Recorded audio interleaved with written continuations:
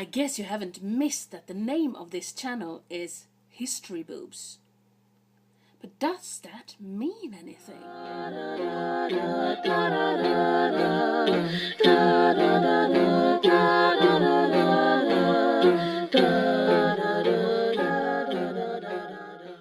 Etymology is about the history of words, where they came from and how they have changed over time. The word history boobs is, of course, the combination of two words, history and boobs.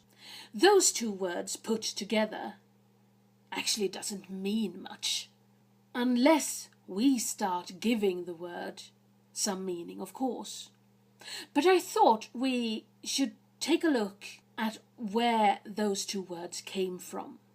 So what is the etymology of history and boobs? Well, the easy one of these is history. Even though history is a very versatile and a very big word with a big history, it's much easier to find anything about that than about boobs. The word history comes from ancient Greek, and I do apologize to all Greek people for my pronunciation. The word historeo means to investigate or observe. It can also mean to predict. From that came historia, to learn from the investigation. And all this originated from histor, a wise man, one who knows better, or a judge.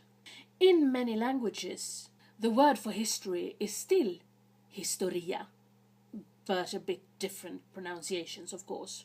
Let's go into the more problematic of the two words then. Boobs. Boobs. Boobs. Where does that come from? Well, the linguists aren't really sure. And the ones that are don't agree with each other. It seems that the use of the word booby or boobies in the meaning of a woman's breast in the English language started around the 1930s, at least in written words. That was in Henry Miller's book, Tropic of Cancer. It says, "She was lying on the ground with her boobies in her hands." But where did it come from before that? As I said, the linguists aren't really sure, but there are some good suggestions though. 1. The German word for teat is, and again I apologize for my pronunciation, Bubi. And of course that seems like a good explanation since the actual words and what the words are naming are very similar. 2. When bubonic plague ravaged Europe, one of the symptoms of the plague was called bubos or bubos. And that was a swelling of the lymph nodes. From that, any swelling of the chest area came to be referred to as bubos or boobs. 3.